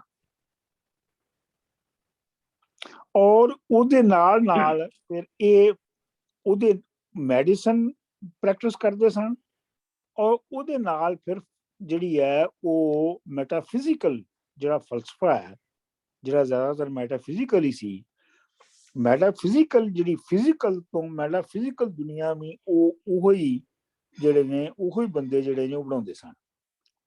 ਕਿਉਂ ਜੀ, ਠੀਕ ਹੈ ਗੱਲ? ਪਰ ਡਾਕਟਰ ਸਾਹਿਬ ਇਹ ਕਨੈਕਸ਼ਨ ਕਿਉਂ ਸੀ ਫਿਲਾਸਫੀ ਐਂਡ ਮੈਡੀਸਨ ਦਾ? ਕਿਉਂ, why you think the connection was there? ਇਹ ਦੱਸੋ ਮੈਨੂੰ। ਮੇਰਾ ਆਪਣਾ ਇਹ ਖਿਆਲ ਹੈ ਕਿ ਜਿਹੜਾ ਜਿੰਨਾ ਵੀ ਅਗਰ ਬੈਕਵਰਡ ਵੀ ਹੋਵੇ ਜਿਹੜਾ ਮੈਡੀਕਲ ਪ੍ਰੈਕਟੀਸ਼ਨਰ ਹੈ, ਭਾਵੇਂ ਉਹ 7ਵੀਂ ਜਾਂ 6ਵੀਂ ਜਾਂ 5ਵੀਂ ਸਦੀ ਦਾ ਹੀ ਹਕੀਮ ਹੋਵੇ, 10ਵੀਂ ਸਦੀ ਦਾ 12ਵੀਂ ਸਦੀ ਦਾ ਹਕੀਮ ਹੋਵੇ, ਉਹਨੂੰ ਜਿਸਮ ਨੂੰ ਇੱਕ ਮਾਦੇ ਦੀ ਚੱਲਣ ਵਾਲੀ ਸ਼ੈ ਤੇ ਸਮਝਣਾ ਪੈਂਦਾ ਹੈ ਨਾ। ਜਿੰਨਾ ਚਿਰ ਉਹ ਇਹ ਨਾ ਸਮਝੇ ਕਿ ਇਹ ਇੱਕ ਚਾਲੂ ਚੀਜ਼ ਹੈਗੀ ਹੈ, ਉਹ ਉਹਨੂੰ ਠੀਕ ਨਹੀਂ ਕਰ ਸਕਦਾ। ਮਤਲਬ ਇਹ ਹੈ ਕਿ ਜੇ ਉਹਨੂੰ ਕੋਈ ਬਿਮਾਰੀ ਹੋਈ ਹੈ ਤੇ ਉਹਨੂੰ ਕਿਤੇ ਨਾ ਕਿਤੇ ਇਹ ਤਸੱਵਰ ਕਰਨਾ ਪਏਗਾ ਕਿ ਇਹਦੇ ਕਿਸੇ ਪਾਰਟ ਦੇ ਵਿੱਚ ਖਰਾਬੀ ਆ ਗਈ ਹੈ। ਲਿਹਾਜ਼ਾ ਉਹਨੂੰ ਇੱਕ ਜਿਹੜੇ ਪਾਰਟਸ ਨੇ, ਪਾਰਟਸ ਔਰ ਟੋਟੈਲਿਟੀ ਜਿਹੜੀ ਦੋਵੇਂ ਹੈ, ਉਹਨਾਂ ਦੋਵਾਂ ਨੂੰ ਇੱਕ ਵਕਤ ਦੇਖਣ ਦਾ ਉਹਨੂੰ ਤਰੀਕਾ ਆ ਜਾਂਦਾ ਹੈ ਜਿਹੜਾ ਮੈਡੀਕਲ ਪ੍ਰੈਕਟੀਸ਼ਨਰ ਹੈ ਉਸ ਜ਼ਮਾਨੇ ਦਾ। ਤੇ ਉਹ ਜਿਹੜਾ ਕਿਉਂਕਿ ਇਹ ਉਹਨੂੰ ਆ ਜਾਂਦਾ ਹੈ, ਯਾਨੀ ਬੰਦੇ ਦੇ ਜੁੱਸੇ ਦੀ ਜਿਹੜੀ ਟੋਟੈਲਿਟੀ ਔਰ ਉਹਦੀ ਜਿਹੜੀ ਪਾਰਟਿਕੂਲੈਰਿਟੀਜ਼ ਨੇ ਸਮਝ ਆ ਜਾਂਦੀਆਂ ਨੇ, ਤੇ ਫਿਰ ਉਹ ਬਿਲਕੁਲ ਉਸੇ ਦੇ ਢਾਂਚੇ ਦੇ ਉੱਤੇ ਇੱਕ ਦੂਸਰਾ ਜਹਾਨ ਵੀ ਬਣਾਉਣ ਦੇ ਕਾਬਿਲ ਹੋ ਜਾਂਦਾ ਹੈ। ਸੋ ਅਸੀਂ ਕਹਿ ਸਕਦੇ ਹਾਂ ਕਿ ਵੀ ਉਹ ਸਮਝਦਾ ਹੈ ਕਿ ਜੇ ਤੁਸੀਂ ਇੱਕ ਇਨਸਾਨ ਦਾ ਜਿਸਮ ਸਮਝੋ, ਓ ਗॉश ਸੌਰੀ, ਅਤੇ ਇੱਕ ਤੁਸੀਂ ਸਮਝੋ ਇੱਕ ਜਹਾਨ ਵੀ ਇੱਕ ਉਹੀ ਚੀਜ਼ ਹੈ। Is it like mirroring each others image? ਬਿਲਕੁਲ ਬਿਲकुल, ਕਿਉਂਕਿ ਜਿਹੜਾ ਮੈਟਾਫਿਜ਼ੀਕਲ ਵਰਲਡ ਹੈ, ਅਗਰ ਉਹਨੂੰ ਜਿਹੜੀ ਸਾਰਿਆਂ ਦੀ ਖਿੱਚੀ ਹੋਈ ਮੈਟਾਫਿਜ਼ੀਕਲ ਵਰਲਡ ਹੈ, ਉਹ ਤੇ ਫਿਜ਼ੀਕਲ ਵਰਲਡ ਦੀ ਹੀ ਰਿਫਲੈਕਸ਼ਨ ਹੈ ਨਾ। ਉਹ ਤਾਂ ਜਿੱਕੂ ਤਾਂਤਰਿਕ ਕਹਿੰਦੇ ਨਾ, ਜੋ ਪਿੰਡੇ ਸੋਈ ਬ੍ਰਹਮੰਡੇ। ਜੀ ਅੱਛਾ, that's what I was getting at. ਯਾ ਨਾਲੇ ਦੂਜੀ ਗੱਲ ਇਹ ਹੈ ਕਿ ਬੰਦੇ ਦਾ ਜਿਸਮ ਤੋਂ ਵੀ ਪਹਿਲਾਂ ਉਹ ਜਦੋਂ ਪਸ਼ੂ ਪਾਲਣ ਦੇ ਵਿੱਚ ਸੀਗਾ, ਉਦੋਂ ਉਹ ਜਾਨਵਰਾਂ ਦੇ ਵੀ ਜਿਸਮ ਨੂੰ ਸਮਝਣ ਦੀ ਕੋਸ਼ਿਸ਼ ਕੀਤੀ ਗਈ ਸੀ। ਨਹੀਂ, ਮੈਂ ਤੇ ਕਹਿੰਦਾ ਕਿ ਉਹਨੂੰ ਸਮਝ ਹੀ ਜਾਨਵਰਾਂ ਔਰ ਪਲਾਂਟਸ ਤੋਂ ਆਈ। ਬਿਲਕੁਲ, ਮਤਲਬ ਉਹਨਾਂ ਨੂੰ ਦੇਖਦੇ ਕਿ ਉਹਨੂੰ ਸਮਝ ਆਈ ਕਿ ਉਹਦਾ ਆਪਣਾ ਜਿਸਮ ਕਿਵੇਂ ਕੰਮ ਕਰਦਾ ਹੈ। ਹਾਂ, ਜਿੱਕੂ ਜਿਹੜਾ ਯੋਗ ਹੈਗਾ, ਯੋਗ ਇਹਦੇ ਵਿੱਚ ਜਿਹੜੀ ਆਬਜ਼ਰਵੇਸ਼ਨ ਹਾਈਬਰਨੇਸ਼ਨ ਤੋਂ ਆਈ ਹੈ ਜੀ, ਕਿ ਬੰਦਾ ਜਿੱਕੂ ਪਸ਼ੂ ਹੈਗੇ ਆ, ਜੰਗਲੀ ਜਾਨਵਰ ਹੋ, ਹਾਈਬਰਨੇਸ਼ਨ ਚਲੇ ਜਾਂਦੇ ਆ। ਉਸੇ ਤਰ੍ਹਾਂ ਉਸ ਆਬਜ਼ਰਵੇਸ਼ਨ ਨੂੰ ਲੈ ਕੇ ਉਹਨਾਂ ਨੇ ਫਿਰ ਉਹ ਇੱਕ ਆਸਨ ਡਿਵੈਲਪ ਕੀਤਾ, ਸ਼ਵ ਆਸਨ ਜੀ, ਜਿਹੜਾ ਹੈਗਾ ਡੈਡ ਬੋਡੀ ਵਾਲਾ ਆਸਨ। ਜੀ ਇਸੇ ਤਰ੍ਹਾਂ ਹੁਣ ਕਈ ਆਸਨ ਹੈਗੇ, ਜਿੱਕੂ ਕੋਬਰਾ ਵਾਲਾ ਆਸਨ ਜੀ, ਭੁਜੰਗ ਆਸਨ, ਹੋਰ ਫਿਰ ਮਯੂਰ ਆਸਨ। ਇਹ ਸਾਰੇ ਜਿਹੜੇ ਬਹੁਤ ਪੁਰਾਣੇ ਵਕਤਾਂ 'ਚ ਡਿਵੈਲਪ ਕੀਤੇ ਹੋਏ ਇਨਸਾਨ ਨੇ ਜਾਨਵਰਾਂ ਨੂੰ ਤੇ ਪੌਦਿਆਂ ਨੂੰ ਦੇਖ ਕੇ।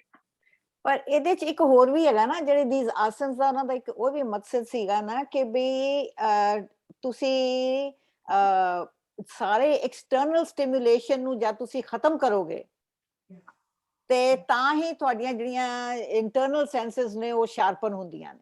ਨਹੀਂ, ਉਹ ਤਾਂ ਬਾਅਦ, ਉਹ ਅੰਡਰਸਟੈਂਡਿੰਗ ਤਾਂ ਬਾਅਦ ਚ ਆਉਂਦੀ ਹੈ ਨਾ। ਉਹ ਬਾਅਦ ਚ ਆਉਂਦੀ ਹੈ, ਲੇਕਿਨ ਵੈਸੇ ਵੀ ਜਿਹੜੀ ਐਕਸਟਰਨਲ ਸਟਿਮੂਲੇਸ਼ਨ ਹੈ ਉਹਨੂੰ ਵਰਤਿਆ ਵੀ ਜਾਂਦਾ ਹੈ ਅੰਦਰ ਦੀਆਂ ਸ਼ਕਤੀਆਂ ਜਗਾਉਣ ਲਈ। ਬਿਲਕੁਲ। ਮਿਸਾਲ ਦੇ ਤੌਰ ਦੇ ਉੱਤੇ ਜਿਵੇਂ ਜੋਗੀਆਂ ਵਿੱਚ ਜਿਹੜਾ ਨਸ਼ੇ ਦਾ ਇਸਤੇਮਾਲ ਹੈ, ਆਪਣਾ ਸਭ ਜੋਗੀ ਜਿਹੜੇ ਨੇ ਉਹ ਨਸ਼ਾ ਕਰਦੇ ਨੇ, ਤੇ ਉਹ ਜਿਹੜਾ ਨਸ਼ੇ ਦਾ ਇਸਤੇਮਾਲ ਹੈ, ਭੰਗ ਹੈ ਜਾਂ ਚਰਸ ਹੈ ਜਾਂ ਜੋ ਵੀ ਉਹ ਪੀਂਦੇ ਨੇ, ਉਹਦਾ ਮਤਲਬ ਕੋਈ ਐਸ਼ ਪ੍ਰਸਤੀ ਨਹੀਂ ਹੁੰਦਾ।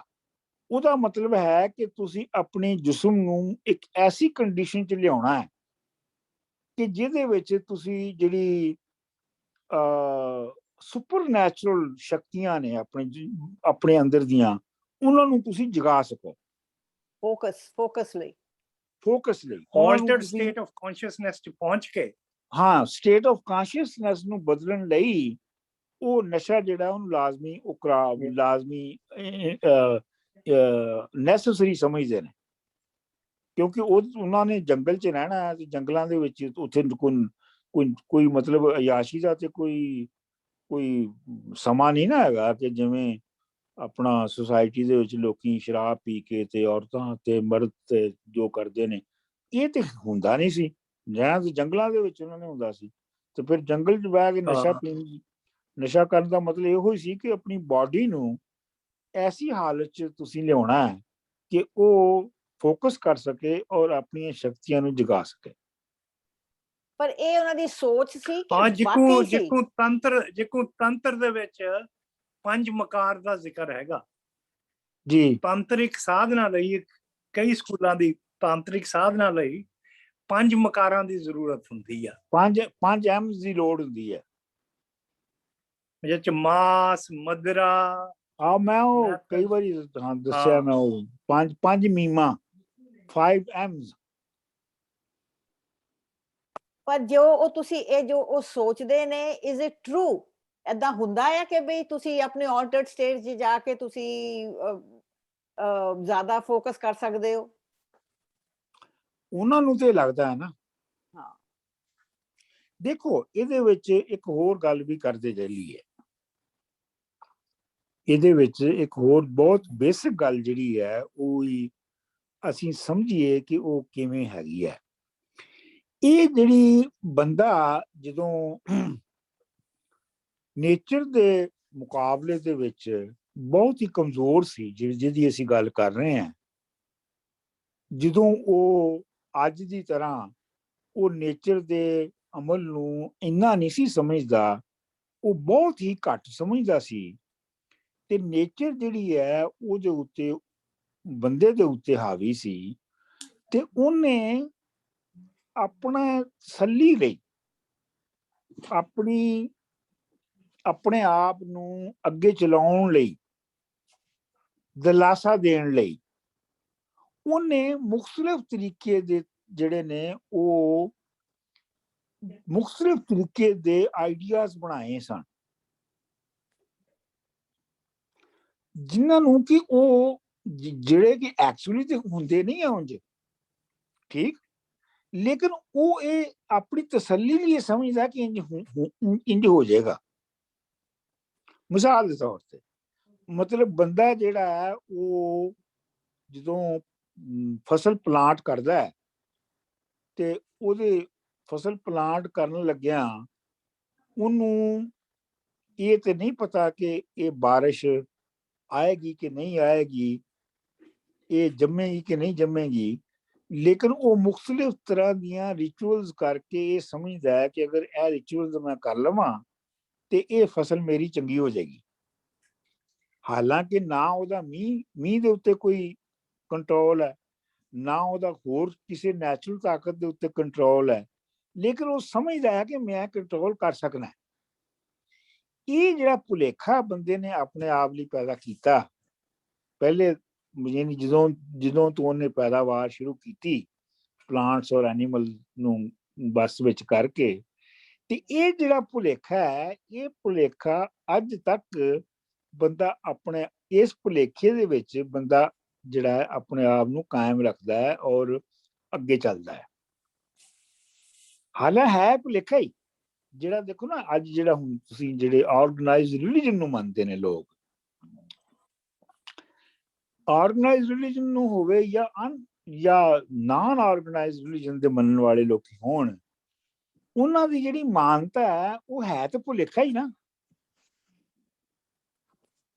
ਲੇਕਿਨ ਉਹ ਭੁਲੇਖਾ ਉਹਨਾਂ ਲਈ ਸੱਚ ਹੈ। ਉਹ ਇੰਝ ਹੀ ਸਮਝਦੇ ਨੇ ਕਿ ਅਸੀਂ ਅਗਰ ਕੀਰਤਨ ਕਰਵਾ ਲਾਂਗੇ ਨਵਾਂ ਘਰ ਬਣਨ ਦੇ ਉੱਤੇ ਅਗਰ ਆਪਣੇ ਘਰ 'ਚ ਕੀਰਤਨ ਕਰਵਾ ਲਾਂਗੇ ਤੇ ਘਰ ਬੜਾ ਚੰਗਾ ਰਹੇਗਾ। ਉਹਨਾਂ ਦਾ ਇਹ ਤੇ ਯਕੀਨ ਹੈ, ਇਸ ਤਸੱਲੀ ਦੇ ਉੱਤੇ ਚੱਲਦੇ। ਮੈਂ ਤੁਸੀਂ ਮੇਰੀ ਗੱਲ ਸਮਝੋ ਕਿ ਨਹੀਂ? ਹਾਂਜੀ ਸਰ। ਤੁਸੀਂ ਬੀਬਾ ਜੀ ਤੁਸੀਂ ਇਸ ਗੱਲ ਨੂੰ ਕਹੋ, ਕਿਵੇਂ ਕਹੋਗੇ? ਆਹੋ ਕਿ ਵੀ ਇਲੂਜ਼ਨ ਹੀ ਹੈ ਨਾ ਸਾਰੀ, ਕਿ ਵੀ ਹੈਗਾ ਰੱਬ ਬੈਠਾ ਉੱਤੇ ਤੇ ਸਾਨੂੰ ਦੇਖ ਰਿਹਾ, ਪਰ ਉਹਨਾਂ ਦਾ ਜਿਹੜਾ ਉਹਨਾਂ ਦੀ ਜਿਹੜੀ ਹੈਗੀ ਹੈ ਸੋਚਣੀ, ਉਹਦੇ ਵਿੱਚ ਤੇ ਉਹ ਸੱਚ ਹੈ। It is the truth. ਔਰ ਉਸ ਟਰੂਥ ਦੇ ਸਹਾਰੇ ਹੀ ਉਹ ਆਪਣੀ ਜ਼ਿੰਦਗੀ ਵਿਦ ਦੈਟ ਇਲੂਜ਼ਨ ਨੂੰ ਸਾਹਮਣੇ ਰੱਖ ਕੇ ਉਹ ਆਪਣੀ ਜ਼ਿੰਦਗੀ ਨਾਲ ਗੁਜ਼ਾਰੀ ਜਾ ਰਹੇ ਨੇ, thinking it is the absolute. ਹਾਂ, ਇਸ ਤੋਂ ਇਹ ਪਤਾ ਲੱਗਦਾ ਹੈ ਕਿ ਜਿਹੜੀ ਇਨਸਾਨੀ ਜ਼ਿੰਦਗੀ ਹੈ ਉਹਦੇ ਵਿੱਚ ਜਿਹੜੀਆਂ ਮਟੀਰੀਅਲ ਕੰਡੀਸ਼ਨਸ ਨੇ ਉਹਨਾਂ ਦਾ ਬਹੁਤ ਬੁਨਿਆਦੀ ਹੱਥ ਹੈ, ਠੀਕ ਹੈ ਨਾ। ਲੇਕਿਨ ਸਾਨੂੰ ਇਹ ਵੀ ਮੰਨਣਾ ਪਏਗਾ ਕਿ ਉਹ ਬੰਦਾ ਜਿਹੜਾ ਹੈ ਉਹ ਆਪਣੇ ਆਪ ਨੂੰ ਕਾਇਮ ਰੱਖਣ ਲਈ ਔਰ ਅੱਗੇ ਵਧਣ ਲਈ ਔਰ ਜ਼ਿੰਦਾ ਰਹਿਣ ਲਈ ਜਿਹੜੇ ਆਈਡੀਓਲੋਜੀ ਦੇ ਇਲੂਜ਼ਨਸ ਕ੍ਰੀਏਟ ਕਰਦਾ ਹੈ ਉਹ ਵੀ ਉਨੇ ਨੈਸੈਸਰੀ ਨੇ। ਹਾਂ ਸੀ, ਇਹ ਆ ਤੁਸੀਂ ਅੱਜ ਮੇਰੀ ਬਹੁਤ ਪੁਰਾਣੀ ਕੁਐਸਚਨ ਤੁਹਾਨੂੰ ਮੈਂ ਇੱਕ ਵਾਰ ਪਹਿਲਾਂ ਅੱਜ ਤੁਸੀਂ ਮੇਰਾ ਇਹ ਕੁਐਸਚਨ ਆਨਸਰ ਕੀਤਾ ਹੈ ਕਿ ਵੀ these are necessary illusions। ਨਹੀਂ, ਉਹਨਾਂ ਤੋਂ ਬਿਨਾ ਜਿਹੜਾ ਤੁਹਾਡਾ ਐਗਜ਼ਿਸਟੈਂਸ ਹੈ ਉਹ ਚੱਲ ਹੀ ਨਹੀਂ ਸਕਦਾ। ਬਿਲਕੁਲ। ਇਹ ਜਿਹੜੀ ਫਾਲਸ ਡਾਈਕੋਟਮੀ ਕ੍ਰੀਏਟ ਕੀਤੀ ਗਈ ਹੈ ਨਾ ਕਿਸੇ ਵਕਤ, ਕਿ ਬੰਦੇ ਦੇ ਆਈਡੀਆਜ਼ ਤੇ ਬੰਦੇ ਦੇ ਕੰਡੀਸ਼ਨਸ ਇਹ ਵੱਖਰੇ ਹੈਗੇ ਆ। ਇਹ ਪੂਰਾ ਜਿਹੜਾ ਤਜਰਬਾ ਹੈ ਨਾ ਹਿਸਟਰੀ ਦਾ, ਉਹ ਦੱਸਦਾ ਕਿ ਇਹ ਬਿਲਕੁਲ ਹੀ ਗਲਤ ਹੈ। ਅੱਛਾ, this starts at the very beginning, ਜਦ ਛੋਟਾ ਬੱਚਾ ਹੁੰਦਾ ਹੈ ਉਹ ਮੂੰਹ 'ਚ ਅੰਗੂਠਾ ਪਾ ਕੇ ਇਲੂਜ਼ਨ ਕਰਦਾ ਆਪਣੀ ਮਾਂ ਦਾ। ਬਿਲਕੁਲ ਬਿਲਕੁਲ। ਇਹ ਉਥੋਂ ਹੀ, it is an animal instinct, it is a subconscious instinct। ਨਹੀਂ, ਇਹ ਤਾਂ ਮਤਲਬ ਇਹ ਹੈ ਕਿ ਇਹਨੂੰ ਇਹ ਕਹੋ ਕਿ ਇਹ ਇੱਕ ਬੀਇੰਗ ਦਾ ਜਿਹੜਾ ਐਗਜ਼ਿਸਟੈਂਸ ਦਾ ਉਹ ਇੱਕ ਐਸੈਂਸ਼ੀਅਲ ਹਿੱਸਾ ਹੈ, ਐਗਜ਼ਿਸਟੈਂਸ਼ੀਅਲ ਹਿੱਸਾ ਹੈ। ਹੁਣ ਦੇਖੋ ਨਾ, ਜਿਹੜਾ ਮਾਡਰਨ ਜ਼ਮਾਨਾ ਹੈ, ਇਹ ਜਿਹੜਾ ਅੱਜ ਜ਼ਮਾਨਾ ਹੈ ਸਰਮਾਇਆਦਾਰੀ ਦਾ, ਕੈਪੀਟਲਿਜ਼ਮ ਦਾ ਜ਼ਮਾਨਾ ਚੱਲ ਰਿਹਾ ਹੈ, ਉਹਦੇ ਵਿੱਚ ਤੁਸੀਂ ਦੇਖੋ ਉਹਦੇ ਵਿੱਚ ਇਲੂਜ਼ਨ ਕਿਵੇਂ ਹੈ। ਉਹਦੇ ਵਿੱਚ ਮਿਸਾਲ ਦੇ ਤੌਰ ਦੇ ਉੱਤੇ ਜਿਹੜਾ ਮਾਰਕੀਟ ਦਾ ਕਨਸੈਪਟ ਹੈ ਉਹ ਵੀ ਤੇ ਇਲੂਜ਼ਨ ਹੈ ਨਾ। ਮਤਲਬ ਜਿਹੜੇ ਕੈਪੀਟਲਿਜ਼ਮ ਦੇ ਜਿਹੜੇ ਇਕਨੋਮਿਸਟ ਨੇ ਉਹ ਇਹ ਕਹਿੰਦੇ ਨੇ ਕਿ ਮਾਰਕੀਟ ਜਿਹੜੀ ਹੈ ਉਹ ਇੱਕ ਐਸਾ ਮੈਕੈਨਿਜ਼ਮ ਹੈ ਕਿ ਉਹ ਖੁਦ ਹੀ ਡਿਮਾਂਡ ਔਰ ਸਪਲਾਈ ਨੂੰ ਮੈਚ ਕਰ ਲੈਂਦੀ ਹੈ ਆਪਣੇ ਆਪ। Invisible hand of market, invisible hand, ਠੀਕ ਹੈ ਨਾ, ਇਨਵਿਜ਼ੀਬਲ ਹੈਂਡ ਹੈ ਜਿਹੜਾ ਕਿ ਇਹ ਸਾਰਾ ਕੁਝ ਕਰਵਾ ਰਿਹਾ। ਤੇ ਉਹ ਗੈਬੀ ਤਾਂ ਕਿ ਥਾਂ ਤੇ ਇਨਵਿਜ਼ੀਬਲ ਹੈਂਡ ਆਫ ਮਾਰਕੀਟ ਆ ਗਿਆ। ਬਿਲਕੁਲ। ਹੁਣ ਇਹ ਜਿਹੜਾ ਮਾਡਰਨ ਜਿਹੜਾ ਇਲੂਜ਼ਨ ਹੈ ਮਾਰਕੀਟ ਦੇ ਕਨਸੈਪਟ ਦੇ ਵਿੱਚ, ਇਹ ਉਹ ਹੀ ਹੈ ਜਿਹੜਾ ਪੁਰਾਣੇ ਬੰਦੇ ਦਾ ਸੁਪਰਨੈਚੁਰਲ ਤਾਕਤਾਂ ਦੇ ਬਾਰੇ ਸੀ। ਤੇ ਇਹਨੂੰ ਇੰਝ ਹੀ ਸਮਝ ਕੇ ਐਨਾਲਾਈਜ਼ ਕਰਨਾ ਚਾਹੀਦਾ। ਮਤਲਬ ਜਿਹੜੀ ਗਲਤੀ ਹੈ ਉਹ ਇਹ ਹੁੰਦੀ ਹੈ ਕਿ ਇਹ ਜਿਹੜੀ ਮਿਥ ਹੈ, ਮਸਲਨ ਮਾਰਕੀਟ ਦੀ ਜਿਹੜੀ ਮਿਥ ਹੈ, ਇਹਨੂੰ ਅਸੀਂ ਰੀਅਲ ਸਮਝ ਕੇ ਤੇ ਇਹਨੂੰ ਇਹਦਾ ਜਿਹੜਾ ਹੈ ਉਹ ਰੀਅਲ ਤਰੀਕੇ ਨਾਲ ਐਨਾਲਿਸਿਸ ਕਰਨ ਦੀ ਕੋਸ਼ਿਸ਼ ਕਰਨੀ ਹੈ। ਪਰ ਡਾਕਟਰ ਸਾਹਿਬ ਉਹ ਜਿਹੜਾ ਪਹਿਲਾਂ ਇਨੀਸ਼ੀਅਲ ਉਹਦਾ ਸੀਗਾ ਸੁਪਰਨੈਚੁਰਲ, ਜਿੱਦਾਂ ਜਿੱਦਾਂ ਸਮਝ ਆਉਂਦੀ ਗਈ ਉਹਨੂੰ ਰਿਪਲੇਸ ਕਰਦਾ ਗਿਆ, ਉਹਨੂੰ ਐਲੀਮੀਨੇਟ ਨਹੀਂ ਕੀਤਾ। ਹਾਂ ਬਿਲਕੁਲ ਬਿਲਕੁਲ। ਉਹਨੇ ਅਗਾਂਹ ਤੋਂ ਅਗਾਂਹ ਉਹਨੂੰ ਆਪਣੇ ਤਰੀਕੇ ਦੇ ਨਾਲ according to their own necessity ਉਹਨੂੰ ਰਿਪਲੇਸ ਕਰੀ ਜਾ ਰਿਹਾ ਈਵਨ ਨਾਓ। ਉਹਦੀ ਲੋੜ ਹੀ ਮਹਿਸੂਸ ਨਹੀਂ ਹੋਈ ਨਾ ਉਹਨੂੰ ਕਿ ਇਹਨੂੰ ਰਿਪਲੇਸ ਕਰਨਾ। ਦੇਖੋ ਉਹ ਜਿਹੜੇ ਜਿਵੇਂ ਮੀਨਸ ਆਫ ਪ੍ਰੋਡਕਸ਼ਨ ਜਿਹੜੇ ਨੇ ਉਹਨਾਂ ਦੀ ਸੋਫਿਸਟੀਕੇਸ਼ਨ ਹੋਈ, ਹਾਂਜੀ, ਇਵੇਂ ਜਿਹੜੀ ਮਿਥ ਲਾਈਫ ਸਪੋਰਟਿੰਗ ਮਿਥਸ ਜਿਹੜੀਆਂ ਨੇ ਉਹਨਾਂ ਦੀ ਵੀ ਤਰੱਕੀ ਹੋਈ ਨਾ। ਤਰੱਕੀ ਹੋਈ, ਰਾਈਟ। ਪਰ ਕਾਇਮ ਹਾਲੇ ਵੀ ਨੇ, ਇਨੀਸ਼ੀਅਲ ਜੋ ਸ਼ੁਰੂ ਹੋਇਆ ਸੀ ਕਾਇਮ ਹੈ ਨੇ, ਕਾਇਮ ਹੈ ਨੇ, ਲੇਕਿਨ ਇਹਨੂੰ ਕਦੀ ਨਹੀਂ ਭੁੱਲਣਾ ਚਾਹੀਦਾ ਕਿ ਇਹਨਾਂ ਦੀ ਫਾਰਮ ਉਹ ਨਹੀਂ ਹੈ ਜਿਹੜੀ ਪ੍ਰਿਮਿਟਿਵ ਸੀ, ਮੋਡੀਫਾਈ ਹੁੰਦੀ ਜਾ ਰਹੀ ਹੈ। ਮੈਂ ਮਤਲਬ ਇੱਥੇ ਇਹ ਗੱਲ ਜਿਹੜੀ ਹੈ ਇਹ ਤੁਹਾਡੇ ਗੋਸ਼ਗੁਜ਼ਾਰ ਕਰਨਾ ਚਾਹੁੰਦਾ ਕਿ ਜਿਹੜੀ ਮੈਟਾਫਿਜ਼ਿਕਸ ਹੁੰਦੀ ਹੈ ਨਾ, ਇੱਕ ਤਾਂ ਫਿਜ਼ੀਕਲ ਸਾਇੰਸ ਹੈ ਨਾ, ਤੇ ਜਿਹੜੀ ਮੈਟਾਫਿਜ਼ੀਕਲ ਇਲਮ ਹੈ, ਮੈਟਾਫਿਜ਼ੀਕਲ ਇਲਮ ਦੇ ਵਿੱਚ ਵੀ ਫਰਕ ਹੁੰਦਾ ਹੈ ਕਿ ਮੈਟਾਫਿਜ਼ੀਕਲ ਇਲਮ ਪ੍ਰੋਗਰੈਸਿਵ ਵੀ ਹੋ ਸਕਦਾ ਹੈ ਇੱਕ ਪੀਰੀਅਡ ਦੇ ਵਿੱਚ, ਤੇ ਇੱਕ ਉਹ ਰਿਗਰੈਸ ਵੀ ਹੋ ਸਕਦਾ ਹੈ। ਉਹ ਕੰਡੀਸ਼ਨਸ ਤੇ ਤੁਹਾਡੇ ਡਿਪੈਂਡ ਕਰਦਾ ਕਿ ਕਿਹੜੀ ਪ੍ਰੋਬਲਮਸ ਨਾਲ ਡੀਲ ਕਰ ਰਹੇ ਤੁਸੀਂ। ਬਿਲਕੁਲ, ਮਤਲਬ ਇਹ ਹੈ ਕਿ ਜੇ ਤੁਸੀਂ ਟੋਟਲ ਐਗਰੇਰੀਅਨ ਪੀਰੀਅਡ ਦੇ ਵਿੱਚ ਫਿਲਾਸਫੀ, ਜਿੱਥੇ ਰਿਲੀਜੀਅਸ ਫਿਲਾਸਫੀਜ਼ ਨੇ, ਤੇ ਜਿਹੜੀਆਂ ਆਰਗੇਨਾਈਜ਼ ਰਿਲੀਜਨ ਦੇ ਖਿਲਾਫ ਜਿਹੜੀਆਂ ਫਿਲਾਸਫੀਜ਼ ਬਣਦੀਆਂ ਨੇ ਜਾਂ ਆਰਟੀਕੂਲੇਟ ਹੁੰਦੀਆਂ ਨੇ, ਉਹ ਵੀ ਪਾਰਟਲੀ ਮੈਟਾਫਿਜ਼ੀਕਲ ਹੀ ਹੁੰਦੀਆਂ ਨੇ। ਬਿਲਕੁਲ। ਲੇਕਿਨ ਉਹ ਪ੍ਰੋਗਰੈਸਿਵ ਮੈਟਾਫਿਜ਼ੀਕਲ ਹੁੰਦੀ ਹੈ। ਆਪਣੀ ਸੋਚ ਦੇ ਅਨੁਸਾਰ, ਆਪਣੀ ਜਾਣਕਾਰੀ ਦੇ ਅਨੁਸਾਰ ਸਾਰ ਚੱਲਦੀ ਜਾਂਦਾ ਕੰਮ। ਜੀ ਜੀ ਜੀ, ਮਤਲਬ ਇਹ ਹੈ at some ਕਿ level, at some point, ਜਿੱਦਾਂ ਦੁਨੀਆ ਚੱਲ ਰਹੀ ਹੈ, whatever the state of time, ਜਾਂ ਅੱਗੇ ਜਾਂਦਾ ਜਾਂ ਪਿੱਛੇ ਜਾਂਦਾ, ਪਰ it is reflecting ਕਿ ਦੁਨੀਆ ਚੱਲ ਕੀ ਰਿਹਾ ਹੈ। ਨੇ ਉਹ ਡਾਇਲੈਕਟਿਕ ਹੈ ਨਾ। ਹਾਂ, that is the dialect। that's the dialect। Doctor ਸਾਹਿਬ ਮੈਨੂੰ ਜਾਣਾ ਪੈਣਾ ਹੁਣ।